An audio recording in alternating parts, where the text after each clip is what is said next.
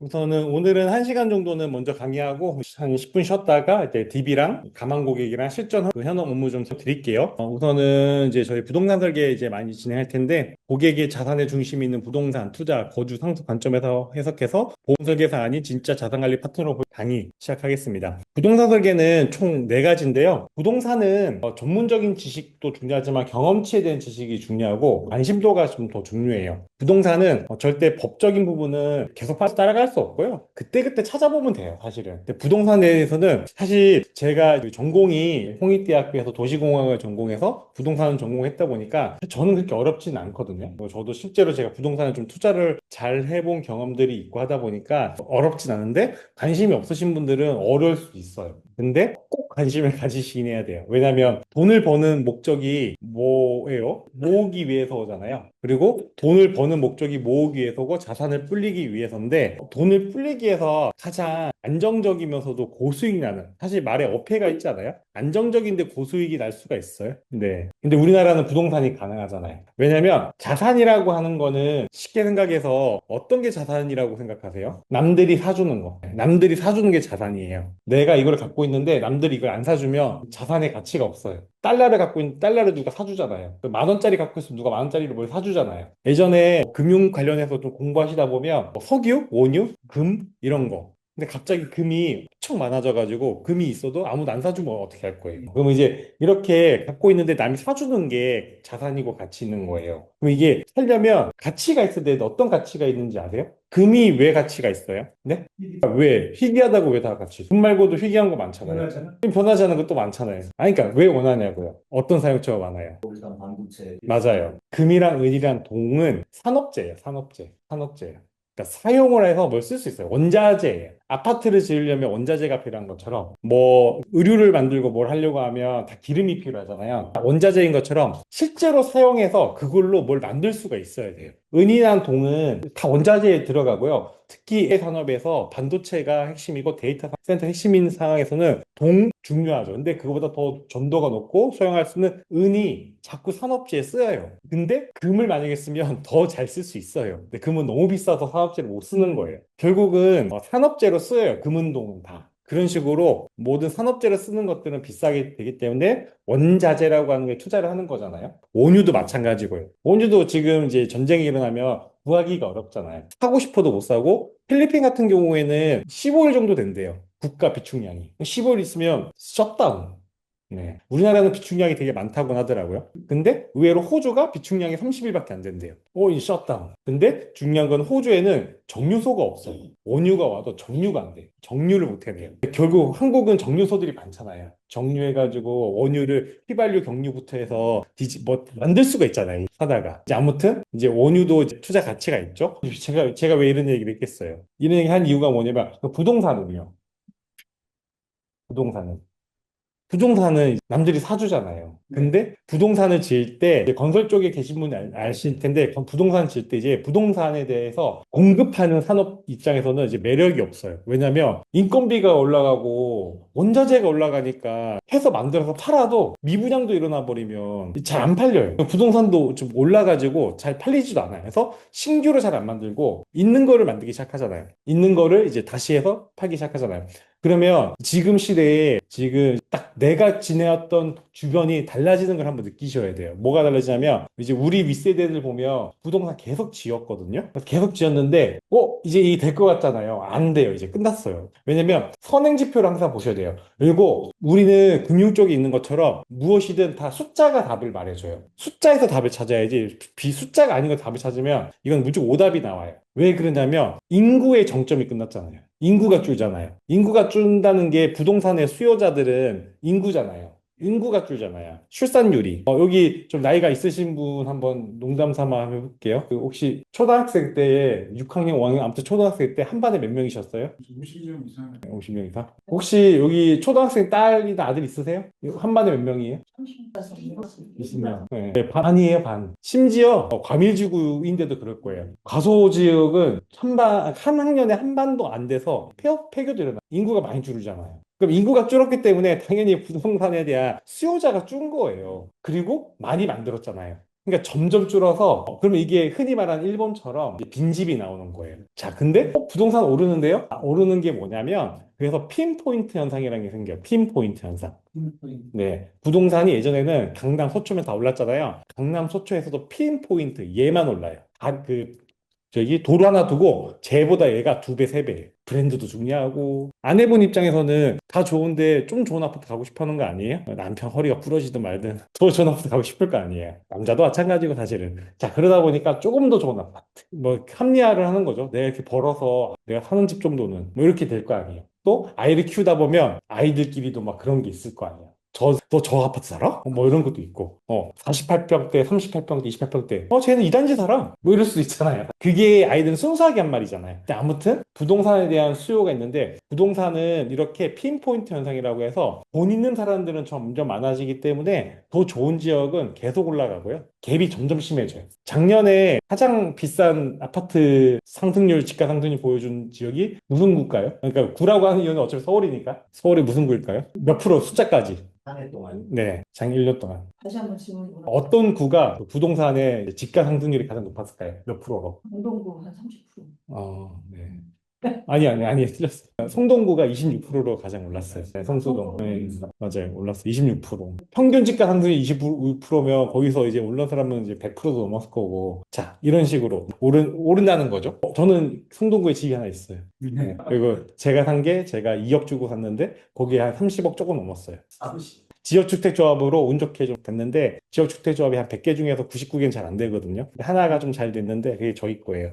저는 안 될 줄 알고 걱정했는데 다행히 잘 됐어요. 이거는 그냥 잘 됐으니까 또 하는 말이고. 네, 그래서 지금 이제 서울숲 앞에 있는 아이파크 리버폴에 거기 이제 샀었죠. 그런 식으로 이제 부동산에 대해서 가격이 오르더라고. 저도 이렇게까지 오를 줄 몰랐어요. 네, 그러다 보니까 뭐 저는 이제 카메도 아파트가 또 한 채 또 있긴 해요. 이 재산 차리려는 게 아니라 부동산 전공자지만 너가 부동산 어떻게 돼 있어라고 혹시라도 할까봐 열심히 이제 보험 쪽 들어와서 벌어서 잘 재테크를 했고요. 물론 가격 상승분이 좀 크죠. 자, 아무튼 이렇게 부동산에 대해서 이해를 해야 되는데 이런 부동산 사실 되게 재밌거든요. 관심을 계속 가지셔야 돼요. 관심 가지시고 부동산 설계는 이제 대부분 이제 처음 하시는 분들이 내가 고객을 만나서 부동산 설계 나 어떻게 해요? 나 못해요. 긴장되고 두려워요 하는데 전문가가 아니어도 해줄 수 있어요. 왜냐면 고객의 케이스를 가지고 그 케이스를 가지고 찾아서 알려주면 되는 거죠. 네. 관심 제가 가지고 자료 조사해서 다음 미팅할 때는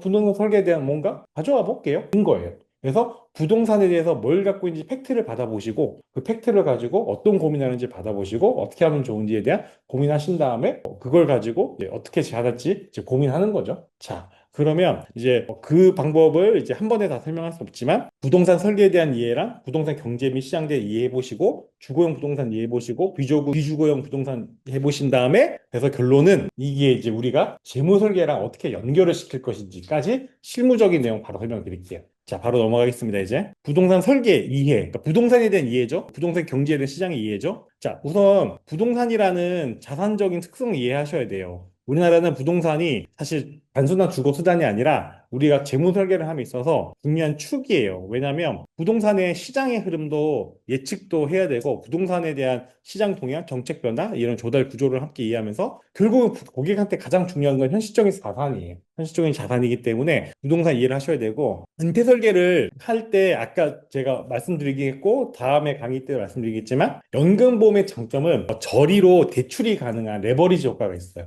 내가 10억을 연금 상품에 연금보험에 넣어줬을 때 10억 중에서 일부 그 IM이든 뭐 회사마다 다르겠지만 70%에서 100%까지 내가 넣은 돈의 70% 100% 그러니까 10억을 넣었는데 수익이 뭐 많이 나면 2, 30%도 나잖아요. 그럼 10억이 한 12, 3억 됐어요. 그럼 12, 3억 중에 70%만 10억 정도 되겠죠? 아무튼 수익이 낮다라는 가정을 해볼게요. 낮다라는 가정하에 내 원금 정도를 대출이 가능한 거예요. 대출을 하면 10억을 넣고 10억을 다시 대출한 거잖아요. 이거를 3.7% 정도의 대출 이자를 쓰기 때문에 부동산에 투자자금이 생긴 거예요. 연금 상품은 금융 상품은 뭐냐면 소비재처럼 하나 딱 사고 나면 그게 없어지는 게 아니라 그걸 담보로 대출이 가능하다는 뜻이에요. 부동산도 부동산 담보로 대출이 가능하잖아요. 혹시 다시 한번 또 더 줘주시겠어요? 혹시 그 80년대나 90년대에는 담보에 부동산 담보에 몇 프로까지 대출이 됐어요? 80년대, 90년대, 8, 90년대? 네. 그때는 거의 90% 이상은 다 대출해줬어요. 예. 내가 갖고 있는 자산에 이 담보가 있으니까. 이거 그때 부동산이 계속 오를 때거든요. 그러니까 뭐 90%? 근데 지금은 저희 집은 안 되던데 아예. 왜냐면 2가구 2주택 이상이면 안 돼요. 0%예요. 막는 거잖아요. 뭐 대도 뭐 잘 안 되죠. 뭐 전세자금 대출도 잘 안 되고 이제 담보 대출이 잘 안 되잖아요. 자꾸 막는 거예요. 이유는 가격이 오르니까 그런 거예요. 안 그러면 이제 돈 있으신 분들이 대출받고 또 사고 대출받고 또 사고 대출 또 사고 이렇게 계속 하면 되잖아요. 어렵지 않잖아요. 그러니까 이제 돈 없는 사람들을 위해서 이제 막는 거죠, 규제가. 이제 자, 그래서 핵심 개념 정의는 부동산에 대한 정의죠. 부동산은 토지 건물을 포함한 눈에 보이는 자산이에요. 돈이에요, 이거 다. 돈 거고 보험을 가입하는 이유도 내 부동산을 처분하고 싶지 않아서예요. 그래서 보험을 가입하는 거예요. 왜냐면 내가 아끼는 이 부동산을 병원비로 써야 되잖아요. 의료비로 써야 되잖아요. 그러니까 보험 가입하는 이유도 내가 사랑하는 부동산, 내 하나뿐인 부동산 지키는 거예요. 뭐 연금을 가입하는 이유도 부동산 살려고 미리 시드 자금 모으는 통장으로 연금 사용하는 거예요. 밀접한 연관관계가 있어요. 그래서 부동산 투자는 임대 수익이랑 시세 차익을 동시에 기대할 수 있다는 게 좀 장점이에요. 주식과 채권 공부하면 알겠지만 주식은 시세 차익이죠. 채권은 임대 차익이에요. 주식과 채권 이해되시나요, 혹시? 모를 수 있으면 설명을 나중에 한번 찾아보는데 아주 간단하게, 이거 아시는 분들은 그냥 재미나게 넘겨주세요. 삼성전자에서 주식과 채권을 발행한 이유는 돈을 조달하기 위함인데, 주식을 샀을 때는 주식 가격이 올랐을 때 이익을 가져가는 거고요. 삼성전자 채권은 정해진 이자를 지급해줘요. 그래서 삼성전자는 채권으로 돈을 수여하고 많은 채권을 할 수 없으니까 주식까지도 하는 거죠. 그러니까 주식과 채권이라고 하는 거는 심플해요. 국가도 채권을 발행해요. 국가 채권을 사면 이율을 주고요. 미국도 채권을 발행해요. 미국의 채권 금리가 혹시 이율이 몇 프로예요?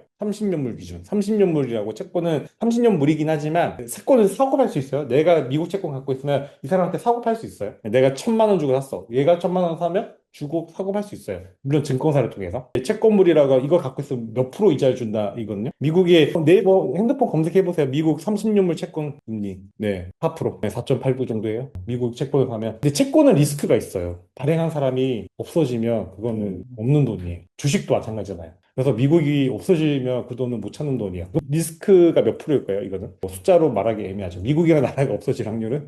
없잖아요. 미국은 금리가, 미국 채권만 사도 4.8을 주는데, 미국이라는 나라는 리스크가 없잖아요, 사실. 국가잖아요. 이게 회사도 아니고. 그러면 가만히 있어도 4.8% 주는 거 아니에요? 그러면 여러분 고객들 만났을 때 4.8% 이하의 수익을 갖고 있는 상품들은 다 미국 채권으로 바꿔주세요. 그거 하나만으로도 고객들한테 이윤을 제공한 거 아니에요? 네, 그거 하나만 사실 끝났어요. 미국이 물론 환율 리스크가 있어요. 4.8을 먹었지만 환율 변화에 따라서 뭔가 손해가 날 수 있어요. 그러니까 거기까지 가면 이제 복잡해지니까. 그래서 미국 채권으로만 투자를 시켜줘도 변경을 해줘도 은행에 1, 2%를 갖고 있는 것만 변경을 해줘도 고객은 매달 나 때문에 한 5만 원이라도 더 벌 수 있지 않아요? 그럼 나 때문에 5만 원이라도 벌게 해줄게 라고 해서 5만 원을 벌게 해주고 10만 원 벌게 해주고 이런 식으로 하다 보면 고객은 돈이 생겨요. 이런 정보만을 주는 거죠. 근데 더 중요한 거는 실행 안 하거든요. 그 실행까지 한번 하게 해줘 보세요. CMA 통장 개설한 다음에 지난주에 강의한 거 핵심은 그거잖아요. 통장 두 개를 반드시 만들어라. 거기서 여기에서 100만 원, 100만 원씩 꼭 이체하게 만들어내라. 실행을 만들어내라. 그럼 실행된 이 100만 원 여기에서 미국 채권 사게 하는 거예요. 그러면 된 거잖아요, 사실. 그러면 은행에 있는 돈보다 이윤이 남잖아요. 지금까지 위험한 리스크 상품도 아니잖아요. 누가 미국 채권 샀는데 너 나한테 왜 사기쳤어? 나 이렇게 위험한 상품 왜 보내줬어? 누가 이런 얘기를 해요. 환율 리스크는 사실 가지고 있을수록 우리한테 유리하면 유리했지.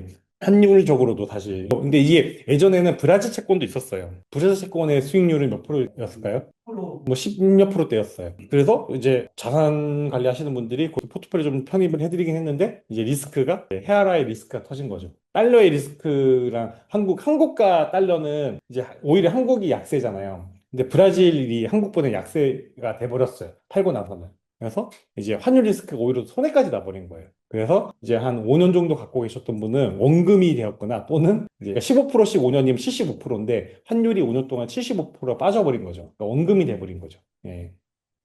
제 얘기예요. 제가 고객들한테 보냈다가 75%까지 될 줄은 몰랐죠. 이 정도까지는. 자, 아무튼 이런 이제 좀 고객들한테는 어쩔 수 없다. 이거는 만기 보유하자. 만기 보유해서 끌고 가자. 그래서 끝나고도 그냥 계속 장기 보유했어요. 그냥 10몇 프로가 나오니까. 10몇 프로 나와서 결국 피가 맞는 때까지 그냥 갖고 있어요. 이거는 손절이 안 돼. 주식은 손절이라도 하죠. 채권은 손절 안 돼요. 그냥 갖고 있으면 돼요. 그냥 갖고 있으면 계속 약속했던 그 18%, 15% 주니까. 채권 갖고 있으면 5% 주니까. 자, 아무튼 상품을 이해를 하는 거죠. 이해를 하는 거고 이제 이런 식으로 부동산에 대한 정의하기 위해 투자 오는 이유가 자, 부동산은 이렇게 임대 수익이랑 시세 차익 동시에 줘요. 월세도 받고 가격 상승분도 올라가잖아요. 그러니까 이제 매력이 있는 거예요. 그 부동산은 가격이 떨어졌어요? 오르죠, 언젠가는. 어떻게 안 올라요? 물가가 오르는데. 부동산은 못 찍어내잖아요. 아파트는, 주택은, 토지는, 상가는 못 찍어내잖아요. 찍어낼 수가 없잖아요. 자동차는 찍어내잖아요. 뭘 찍어내잖아요. 근데 부동산은 못 찍어내잖아요. 화폐도 찍어내잖아요.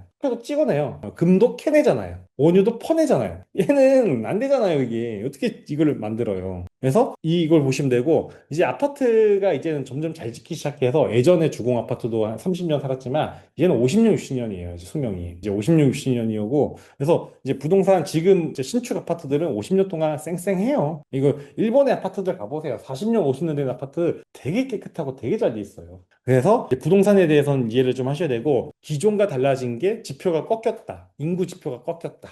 그리고 예전에는 싸고 인건비도 쌌어요, 우리나라가. 쉽게 졌어요. 사람 부리고. 근데 이제는 짓는 것도 쉽지 않아요. 이런 거에 대한 인풋값을 이해하셔야 돼요. 그리고 세금도 규제도 이제 여기는 이제 들어오기 시작하죠. 자, 그래서 최신 통계 지표들을 보시면 되는데 서울과 핵심 수도권은 회복세를 보였지만 지역에 따라서 약한 흐름을 보인다. 이런 지표들. 왜 이렇게 되는지를 봐야죠. 왜 이런지. 광역시라고 해도 이제 쉽지 않죠. 광역시라도. 결국은 부동산은 수요잖아요. 그래서 결국은 일자리가 제일 중요해요. 일자리가. 일자리가 빠지는 구미 같은 경우에는 부동산이 쭉 떨어지잖아요. 대구도. 대구에 기업이 뭐 있어요? 전 대구가 고향은 아니어서. 대구 고향이 신분 계세요? 네, 대구에 기업 뭐 있어요? 그러니까 하나만 얘기해 보세요. 하나는 있긴 한데 무방인가 뭐 하나 있잖아요. 중소기업 몇 개 있긴 하겠죠. 공기업 말고요. 기업. 거기 있어요? 몰랐어요. 이랜드 있어요? 대구에? 무방타워랜드. 이랜드 혹시 매장 말고? 이랜드 본사 서울에 있는 것 같은데 제 지인 이랜드 이랜드 구나. 무방. 있긴 있네요. 죄송해요, 무시해서. 이런 식으로 보면 이제 사실 기업 부동산이 안 오르는 지역을 보면 공통점이 직업이 없어요. 직업 유발 시설물이 없어요. 그래서 대구나 부산들을 보면 이제 병원 또는 관공서 이제 교사 이런 분들이 상류층들이에요, 사실. 선생님들. 인구 유발 시설이 없잖아요. 그래서 부동산을 고를 때는 인구 유발 시설이 있는지 제일 봐야 되고요. 그리고 두 번째는 교육. 여러 가지 있어야 돼요. 인구가 증가되는 지역이냐 봐야죠. 이런 거는 요즘 지난번에도 제가 AI 한번 검색하는 거 보여드렸다시피 딴 데 검색 안 해도 돼. AI한테 물어봐도 돼요. 야, 청주시는 지금 지난 10년 동안 인구가 어떻게 변하고 있어? 잘 알려줘요. 내가 궁금한 거는 다 그냥 이제 얘한테 물어보면 돼요. 그리고 요즘 누가 쳐요? 이렇게 눌러가지고 음성인식 누른 다음에 말로 하면 다 음성 변환 되는데 이렇게 물어보면 다 알려줘요. 그러니까 내가 원하는 정보는 다 알 수 있잖아요. AI를 통해서. 그래서 이제 플링크에 있는 보험을 통해서 AI도 물어볼 수 있고 간접 PPL 중간에 한 번씩. 네. 자, 이런 식으로 계속적으로 지표를 보시면 예상한 대로 수도권만 가격이 오르는 거예요. 수도권만 가격이 오르고 삼성전자라든지 또 대기업들이 있는 지역만 가격이 오르는 거죠. 네, 이런 식으로 지표를 보시면 될 것 같습니다. 그래서 가격이 왜 오르는지 안 오르는지는 너무 심플합니다. 가격이 오르는 요소는 우리가 다 알아요. 그리고 모르시면 제 강의 듣고 모르시면 AI에게 다시 물어보시면 돼요. 부동산이 올라가는 이유 5가지 선행 지표가 뭐야? 물어보면 알려줄 거예요. 어렵지 않아요. 그러니까 결국 수요와 공급이잖아요. 자, 그러면 시장의 리스크, 가격의 변동과 금리 상승 리스크가 있죠. 세제 변화란 정책 변화 리스크가 있죠. 대응 전략, 지역 분산, 자연사한 분야 있죠. 자, 여기에서 설계사는 고객에게 기대 수익만 설명하는 게 아니라 결국 최악의 시나리오에서 버틸 수 있는지 구조적인 부동산에 대한 점검 필요하다. 자, 그러면 여기서 실무 프로세스 설명드리면 결국 고객은 투자 목적이 실거주냐, 임대 수익이냐, 자산 증식이냐에 대한 이 니즈가 사실 있어야 돼요. 부동산은 실제 거주 목적이냐, 임대 수익 목적이냐, 자산 수익 목적이냐, 투자 기간의 위험 선호도 보유, 지역 분석, 물건 탐색, 비용 분석, 자금 조달, 세금 검토. 자, 복잡한데 이렇게 하는 게 아니라 더 심플하게 말씀드리면 부동산을 추천하는 게 아니라 같이 함께 고민해주고 같이 정리해주는 거예요. 같이 고민해주고 같이 정리해주는 거예요. 과외 선생님은 옆에서 같이 해주는 거예요. 1대1 과외 선생님이 와서 해주는 같이 해주는 거예요. 같이 해주고 대화를 해주고 같이 풀어주는 거거든요. 솔루션을 준다 생각하면 어렵고요. 부동산은 솔루션을 줄 수 있는 사람은 없어요. 저도 전공자지만 전공자가 어떻게 솔루션을 줘요? 부동산은 그 사람의 취향과 비전형적인 생각들이 다 포함이 돼야 돼요. 그러니까 부동산이 그게 사람에 대한 그게 있어요. 있기 때문에 이게 논리적으로만 될 수도 없어요. 그래서 부동산 솔루션이 아니기 때문에 대화예요. 대화를 나누면서 하는 건데, 자, 그래서 실거주냐, 임대수익이냐, 자산 증식이냐 이론적으로만 설명하면 지방에 거주하시는 분들 또는 내가 살고 싶은 게 있을 거잖아요. 거기는 다 전세나 월세로 하시면 돼요. 내가 거주를 해야 되는 곳이 있잖아요. 나 때문에, 아이 때문에, 배우자 때문에, 부모님 때문에, 또는 여러 가지 이유로 내가 거주하고 싶은 곳이 있잖아요. 근데 그 곳은 전세나 월세로 살면 돼요. 그리고 요즘은 전세나 월세가 예전처럼 집주인이 마음대로 할 수 있는 나라가 아니에요. 이제는 세입자가 마음대로 할 수 있어요. 그리고 전세금 올려달라면 올려주면 돼요. 어차피 그 다 내 돈인데. 월세 올려달라고 그러면 올려주면 돼요. 그렇게 많이 안 올라요, 어차피 이제는. 그래서 내가 살고 싶은 지역은 그냥 월세, 전세로 해서 잘 살면 돼요. 그러면 그 남는 돈은 뭐 할 거냐? 그걸로 이제 내가 살고 싶은 지역과 투자했을 때 가치가 오르는 지역이 똑같은 게 사실 쉽지가 않아요. 똑같을 수 없어요. 가치가 오르려면 지역이랑 내가 살고 싶은 지역은 대부분 다를 거예요. 그리고 대부분 다른 게 맞아요. 그래서 올라가는 지역을 사는 거죠. 올라갈 지역을 사는 거죠. 그래서 내가 사는 거는 나는 임대인으로 살고 임차인으로 되고 살 거를 사시는 거죠. 그런 식으로 부동산에 대해서는 실거주냐 임대수익이냐 자산증식이냐를 구분해서 가져가요. 실거주가 꼭 그렇지 않아도 된다는 거죠. 근데 우연찮게 뭐 맞을 수도 있고 그냥 아니야 나는 실거주 그냥 테크 할래 이럴 수도 있고요. 네, 몬테크라고 해서 한 10년에서 20년 정도 길게 바라보고 사놨다가 이제 재개발되는 시점에서 팔고 나오는 거죠. 아니면 재개발 얘기가 나오는 시점에서 팔고 나오는 거. 다양한 방법이 있죠. 뭐 한 10년, 20년 전에 송동구 쪽에 빌라 같은 거 잘 하나 몬테크 하셨으면 최소한 4배 정도는 차익은 냈을 거 아니에요. 그 정도에는 송동구 쪽이 이제 핫하기 전이었으니까. 그런 식으로. 아니면 뭐 반포에 계신 분들은 태어나서 반포였는데 지금 반포 계속 살고 있으면 시세 차익이 꽤들 나지 않았을까요? 그때는 그렇게 좋은 부동산 지역이 아니었잖아요, 반포가. 이제 이렇게 다 바뀌는 거죠. 더 심한 데는 뭐 개포동이죠, 뭐. 개포동 같은 경우에는 그렇게 비싼 지역이 아니었는데 지금은 사실 장난 아니잖아요. 거기에 5천 가구 있는 아파트 단지 가봤는데 수영장도 있더라고요. 아무튼 시설이 되게 잘 돼 있잖아요. 자, 다시 그러면 주거용 부동산 투자 다시 한번 얘기해 볼게요. 그래서 주거용 부동산 투자 같은 경우에는 특징을 이해하고 실거주랑 투자 목적이 다른지 구분해야 되고요. 임대 수익이랑 시세 차익이 또 나뉘다는 점 이해하셔야 되고요. 아파트, 빌라, 오피스텔 이 세 가지도 리스크 비교해야 돼요. 아파트랑 빌라랑 오피스텔. 설계사는 고객이 집을 사야 하나 묻는 순간 감정적으로 대응할 게 아니라 수익 구조랑 위험 관리 기준으로 설명만 해주면 돼요. 다시 아파트, 빌라, 오피스텔에 대한 정의 내려서 설명해 주면 되고 자료 다 드렸어요. 단체방에 PDF 다 있어요. 그래서 하시면 되는데 자 그러면 아파트, 연립, 다세대, 단독주택, 오피스텔 이거에 대해서 실제적으로 개념 정의만 하시면 돼요. 뭔지는 아시죠? 주변 지인들 중에 아파트 사시는 분들,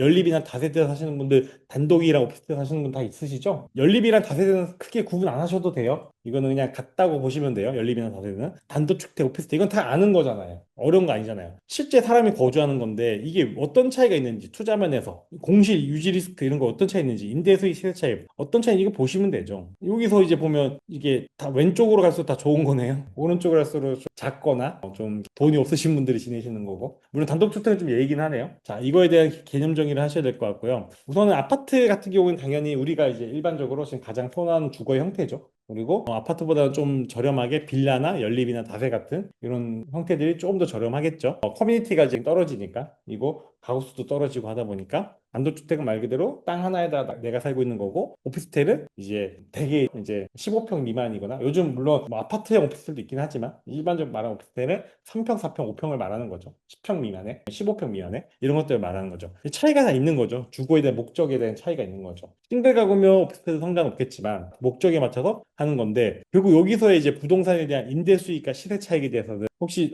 나 이거 한번 정의를 내려볼 수 있으세요? 다 임대 수익이나 시세 차익 다 나죠. 빌라도 월세를 받을 수 있고 단독주택이라도 월세를 다 받을 수 있죠. 다 시세 차익도 나는 거고. 자, 여기에서 실제적으로 보시면 시세 차익이 아파트를 제외하고는 나머지는 시세 차익이 잘 나질 않아요. 임대 수익은 다 나거든요. 오피스텔도 나요. 뭐 선능력에 있는 오피스텔 보시면 임대 수익 잘 나요. 뭐 그 대학교가 앞에 있는 오피스텔 임대 수익 잘 나요. 공실도 없어요. 근데 시세 차익이 잘 안 일어나잖아요. 시세 차익이 잘 안 일어나요. 그리고 연립이나 다세대 잘 안 일어나요. 그러면 월세가 얼마인데 그 월세 기준으로 해서 가격은 얼마일까? 이 환산은 어떻게 하시는지 좀 쉽게 아실 수 있어요? 내가 한 달에 여기가 한 70만 원 정도 월세가 나와. 월세가 70만 원 나오는 이 부동산 주거지가 실제 가격은 얼마일까? 정확히 말하면 한 4% 정도 그냥 하시면 돼요. 그러니까 무슨 말이냐면 40만 원이라고 할게요. 그러면 아니죠. 계산하기 편하게. 예를 들어서 1년에 내가 받을 수 있는 돈이 400만 원이다. 400만 원이다. 그러면 얼마짜리일까요? 4%면? 1억. 1억. 1억짜리면 4%가 400만 원이잖아요. 연간. 그러면 한 달에 한 35만 원 받네요. 그러니까 1억짜리. 그러니까 이렇게 4% 정도 보시면 그러니까 부동산에 매길 때 그냥 4% 정도예요. 4% 정도에서 평이 아닌데 이제 지역에마다 다르겠죠. 미국 국채마다 못하잖아요. 근데 시세 차익은 있잖아요. 미국 국채는 시세 차익이 없잖아요. 아니죠. 미국 국채 잔존율 떨어질수록 손해나는데 국채는 시세 차익이 없잖아요. 예. 시세 차익과 그 인대수익이 동시에 나오는 건 부동산밖에 없어요. 다른 거는 있을 수가 없을 것 같아요. 제 지식으로는. 제 머릿속에는 없고 아무튼 두 가지 다 차이가 나니까 4%만 하더라도 시세 차익이 나니까. 시세 차익은 부동산이 10년 지나면 뭐 두 배 정도 오른다라고 다 기대치를 갖고 있잖아요. 10년 정도의 두 배? 너무 과한가? 20년에 두 배? 그 정도? 20년? 네? 물론 지역에 따라 제일 다르죠. 오히려 떨어지는 것도 있고요. 아무튼 내가 살 때는 대부분 10년에 두 배 정도는 기대하고 사는 거잖아요. 이 지역에 살 때는. 그래서 임대 시세가 시세 차익이 나는 건데 그냥 4% 정도 계산해서 난다 생각하는 거죠. 근데 이제 뭐 강남 같은 좀 더 좋은 지역은 2, 3%까지 떨어지겠죠. 왜냐면 시세 차익이 높게 나니까. 그리고 뭐 강북구라든지 이런 데는 한 4%가 아니라 한 7%까지도 나올 거예요. 시세 차익이 안 일어날 거니까. 시세 차익이 높게 나는 쪽은 2%, 뭐 1%까지도 낮아요. 임대 수익이. 가격이 많이 오르니. 이제 평균 한 4% 정도 보시면 되는 거죠. 이런 개념의 정의, 그래서 아파트 연립, 다세대 개념 정의를 해주시면 될 것 같고요. 그래서 이제 핵심 지역의 강세랑 지방 지역의 약세라는 구조가 사실 뚜렷하게 나타나고 있고 더 강화되고 있다. 이거는 더 그렇게 될 것 같다. 딱히 이게 굳이 바뀔 지표가 보이진 않죠. 그래서 지방에 계신 고객분들을 만나실 때도 지방에 계신 분들이 서울에 투자 못하게 또 막혔잖아요. 얼마 전에 또 고객님이 서울에 그 안 사는 게 너무 후회돼. 지금 서울에 못 사요. 지방에 계신 분들이. 서울에 사고 싶어도. 거주해야 돼요. 집을 옮겨야 돼요. 네, 거주를 해야 돼요. 이게 이런 것들에 대해서 이제 이해하면서 상담하시다가 모르셨으면 이거 제가 확인해 볼게요라고 하면 돼요. 해보고 그러니까 부동산은 절대 상담 중에 확답을 줄 수 없어요. 그냥 확인해 볼게요. 확인해 볼게요. 확인해 볼게요. 이렇게 하면 돼요. 그러니까 팩트를 받고 받은 현장에서 상담하는 게 아니에요. 부동산은. 받고 고민해서 다음에 사람들이 고민이 없을 수도 있고요. 그래서 이렇게 핵심 리스크는 공실, 상승 리스크, 유지 비용 노후화 이런 가지 있죠. 대응 전략 이런 것도 있죠. 오를 것 같다는 기대보다 떨어져도 버틸 수 있는가가 사실 제일 중요하죠. 부동산은 결국은 올라가긴 하니까요. 금리가 상승할 경우에는 이자를 감당하지 못하는 부분도 사실 우리는 주의 깊게 관리해줘야죠. 그래서 이제 재무 계획에 맞춰서 구조를 조정하는 건데 대부분의 고객은 부동산에 대한 고민이 있어요. 부동산의 고민에 맞춰서 단기 투자 설계랑 은퇴 설계랑 여기까지 연결이 돼야 돼요. 비주거용 부동산 얘기해 볼게요. 아까 주거용은 뭐였죠? 아파트, 빌라, 오피스텔, 단독주택 이 정도였죠. 비주거용은 볼게요. 이것만 딱 봐도 이제 딱 보이죠. 비주거용 말 그대로 비주거용. 네. 상가랑 오피죠, 오피스.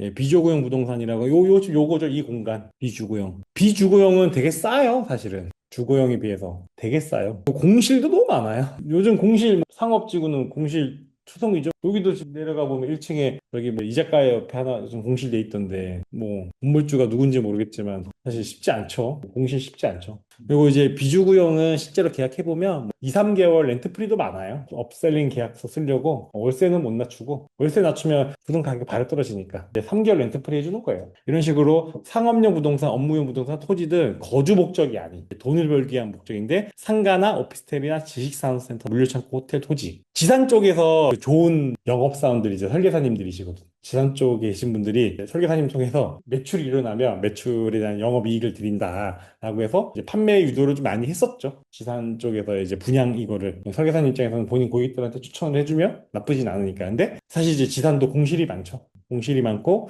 예상했던 월세가 들어오지 않죠. 공실이니까. 그래서 지산들 가보면 엘리베이터에 관리비, 뭐 미체 납자 몇 호 다 붙어 있는 데도 많아요. 예. 관리비도 못 내는 거예요.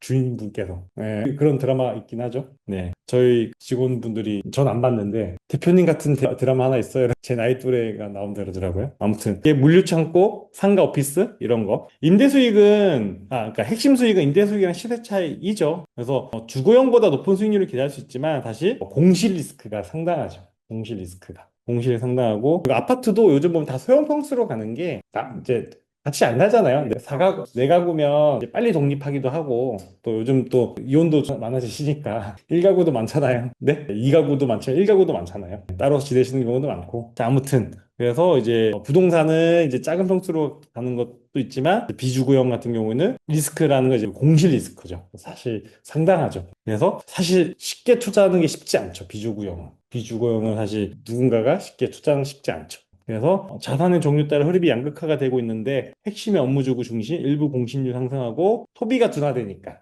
또 온라인 저단이 크죠. 온라인 저단.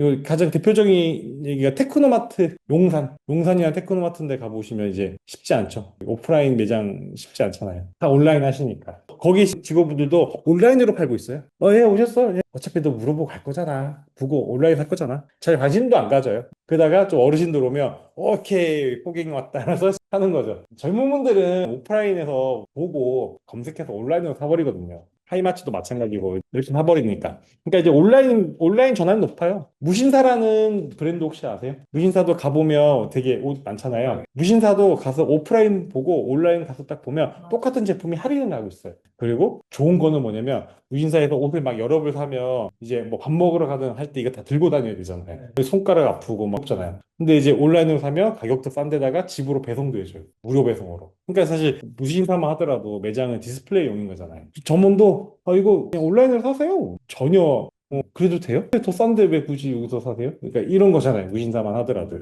오픈 목적 자체가 디스플레이니까. 와서 입어보세요니까. 온라인 전환이잖아요. 상가나 오피스텔 자체가. 그래서 이런 공실률에 대한 설명도 해줘야 되고. 그래서 공실이에요, 공실. 결국은. 한 건 분석해서 이렇게 하기 쉽지 않아요. 이거는. 업자가 아닌 이상은. 그래서 공실의 리스크가 있고, 그래서 비조구형 같은 경우에는 사업하시는 분들이야. 자기가 사업할 목적으로 월세를 내지 않고 월세를 아낄 목적으로 사시는 분도 있겠죠. 그렇게 이런 리스크가 있다. 그래서 마지막 이거 이제 빨리 넘어가겠습니다. 자금 마련, 재무 설계. 결국 중요한 거는 돈이 있다라는 가정하에서 지금 얘기했잖아요. 다 행복한 얘기죠. 돈이 있다라는 가정하니까. 이제 돈이 있어 놓고 이제 해야 되잖아요. 그러니까 부동산을 하기 위해서 자금 마련하기 위해서는 그럼 이제 결국 지금까지 우리가 30분 동안 얘기한 거 이거 얘기하려고 한 거예요. 이거 얘기하려고. 왜냐면 고객이 부동산에 대해서 관심이 뭐가 있는지를 그냥 들어준 거예요. 들어주고 메모해 준 거예요. 그리고 내가 찾아서 해결해 줄 게 있으면 해결해 주면 되는데 해결할 게 없으면 그렇구나 계속 고민 잘해 라고 넘어가도 돼요. 고민할 게 있으면 찾아주는 거예요. 자, 그러면 부동산이 있는 사람들의 공통점은 또 사고 싶어요. 부동산이 없는 사람의 공통점은 하나라도 갖고 싶어요. 이게 부동산의 특징이에요. 진짜 하나만 가지자 내거. 진짜 서럽다. 진짜 내거. 자, 한 5평이라도 좋으니까 내 거 하나 사자. 근데 아파트가 하나 있어. 쏠쏠한데 하나 더 있어야겠는데 금방 하나 있으면 두 번째, 두 개 있으면 세 번째 더 쉽잖아요. 돈 모으는 속도가 더 쉽단 말이에요. 자, 그래서 부동산이라는 거는 자금 조달 구조와 상환 계획이 결국 우리가 하는 거예요. 부동산을 사기 위해서 한 달에 얼마 모을 거야? 얼마? 그거 어떤 상품을 할 거야? 요거 하는 게 결국 우리한테 돈 되잖아요. 부동산에게 30분간 얘기 들어준 게 알겠어. 그래서 뭐 할 거야? 한 달에 얼마씩 할 거야? 그래, 그거 어떤 상품을 할지 내가 갖고 이거예요. 부동산은 대화를 하는 핵심은 뭐냐면 자, 포인트 이거예요. 지금 이 얘기하려고 여기까지 달려온 거예요. 부동산이란 대화를 하는 이유는 부동산을 간절하게 하고 싶게끔 고객을 만들면 돼요, 사실은. 있는 사람은 하나 더, 없는 사람은 하나라도. 이거를 간절하게. 왜냐면 상담하다 보면 다 포기해 있어요. 포기하지 말고 사자. 포기하지 말고 사자. 포기하지 말고 사자. 이거를 그러니까 다이어트 하자. 영어 공부하자. 이것처럼 부동산은 해보자. 아니, 할 수 있어. 할 수 있어. 포기하지 마. 사실 부동산 설계 상담에서 자격증을 공부하시고 하시는 거는 다 좋아요. 근데 실제로 우리가 현업에서 쓰는 핵심 포인트는 사고 싶게끔 동기부여하는 거예요. 이해됐어요? 영업 잘 하시는 분들은 고객을 만나서 나 부동산 사고 싶다, 진짜. 나 할 수 있다. 할 수 있어요. 할 수 있어요. 그래, 1억짜리부터 해보자. 1억짜리가 어디 있어요? 1억짜리 많아요. 성신여대 앞에 오피스텔. 빌라부터 시작하는 거예요. 여기 뭐 좀만 나가면 북정동에 빌라. 1억짜리부터 하는 거예요. 원룸부터 하는 거예요. 1억짜리부터 사는 거예요. 누가 어떻게 10억짜리 한 번에 사요? 1억짜리부터 사자. 1억짜리 사는데 대출 얼마 나올까요? 1억짜리 사는데 대출 얼마 나와요? 빌라든 오피스텔이든?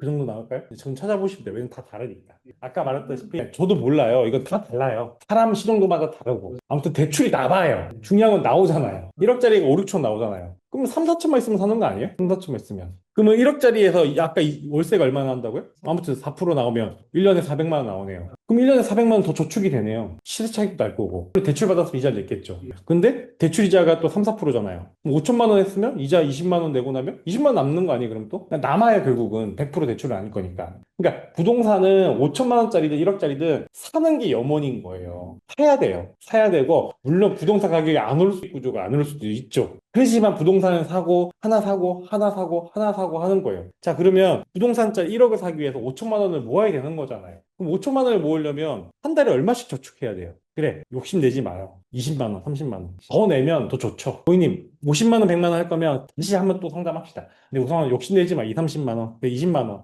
20만 원부터 합시다. 20만 원에서 5천만 원 모으려면 이자가 없다는 기준에 원금이 20 몇 년 납이라고 그러면 20년 납이에요? 그럼 너무하다. 그럼 이자가 좀 난다고 계산하고 한 3천만 원만 한 2,500만 원만 온다고 생각하면 10년 내면 돼요. 그러니까 10년 동안 열심히 20만 원씩 모으든가 아니면 뭐 40만 원씩 5년 10년 모으든가 아무튼 뭐가 됐든 5년에서 10년간을 저축을 해야 되는 거잖아요. 이제 내가 뭐 하나 살 거면 있으면 하나 더 살려면 그래서 5년에서 10년 목표가 세워진 거잖아요. 5년 이후에 살 거예요. 10년 이후에 살 거예요. 15년 이후에 살 거예요. 20년 이후에 살 거예요. 근데 10년도 사실 금방 가요, 요즘은. 10년 뒤에 부동산 사기 위해서 돈을 모으는 거잖아요. 부동산 안 살 수 있죠. 그러니까 아까가 작년 지난주죠. 재무설계 목표에서 제가 표 보여드린 거 보면 1년 이후, 2년 이후, 3년 이후, 5년 이후, 7년 이후, 10년 이후, 15년 이후, 20년 이후 목적 설정하자고 했잖아요. 그 목적이 없다니까요, 대부분. 고객을 만나면. 근데 그 목적을 세우는 거예요. 부동산을 살기 위한 목적을 세우시죠. 어떤 고객이 이걸 거절해요? 거기서 잘하잖아요. 이게 5년이냐, 7년이냐, 10년이냐, 15년이냐, 20년인 거예요. 10년 목적 자금은 증권사에 없어요. 은행에 없어요. 보험사밖에 없어요. 10년 목적 자금 자체가. 10년 목적 자금으로는 은행, 증권사의 어떤 상품도 보험사의 상품을 이기기가 쉽지가 않아요. 쉽지가 않아요. 10년 목적 자금은.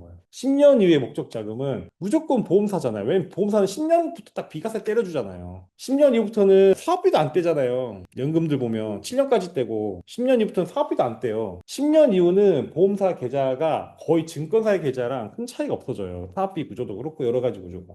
그러니까 고객이 10년 이후에 목표가 설정이 되면 사실 굉장히 심플해지는 거예요. 보험사의 상품으로 할 수밖에 없는 구조가 나온 거죠. 그래서 부동산 설계는 10년 이후에 목적 자금을 설정하는 목적인 거예요. 부동산이 누구나 목적이니까. 그래서 10년 이후 목적이다. 그러면 10년의 목적에 맞는 가장 좋은 상품을 증권사든 은행이든 보험사든 잘 찾아서 잘 전하시면 돼요. 그거는 이제 전문가인 역할이니까. 10년 목적 자금이 뭘까요? 라고 이제 고민해 보는 거죠. 자, 그래서 이제 자금 조달의 수단, 주택자 담보대출은 해야죠. 1억짜리는 1억 그대로 사진 않겠죠. 담보대출은 하겠죠. 대출 규제도 이해해야겠죠. 이런 상환 능력을 이제 고려해야겠죠. 그래서 결국은 우리가 하는 거는 투자 계획 짜는 거예요. 돈을 모으는 계획 짜는 거예요. 한 달에 50만 원, 한 달에 100만 원, 한 달에 200만 원 할 수 있는 한 부동산을 위한 목적이야? 자, 그러면 부동산을 정말 갖고 싶어? 그럼 너는 단기랑 중기는 포기하자. 단기랑 중기는 포기하자. 뭐 차를 사고 3년과 5년과 7년의 목적은 다 하지 마. 7년 차 또는 맥스 10년 차에 부동산 사기 위해서 몰빵하자. 뭐 나쁘지 않아요. 이런 포트폴리오도. 나쁘지 않아요. 왜 비방해요? 왜 변액연금에다 150만 원 납입한 걸 비방해요? 목적이 명확했잖아요. 아, 나는 안 쓸 거야. 나는 안 쓸 거야. 명확하잖아요. 그래서 최신 동기지표 보면 대출금리는 이 정도입니다. 이런 거 상담하실 때 필요하실까 봐 자료 넣어놨고요. 그래서 이렇게 대응 전략이나 핵심 리스크 다 설명했어요. 고객에게 살 수 있냐보다 이 구조를 몇 년 동안 저축을 꾸준하게 할 수 있냐가 사실 제일 중요한 거죠. 대응 전략은. 그래서 현황 진단, 상환력 검토, 재원 매칭, 통합 설계. 그래서 보험을 활용해서 증권사 상품을 활용해서 부동산을 사는 방법이 아니라 재무 구조 안에서 완전하게 작동하게끔 재무 설계를 하는 거죠. 여기까지 이해되셨죠?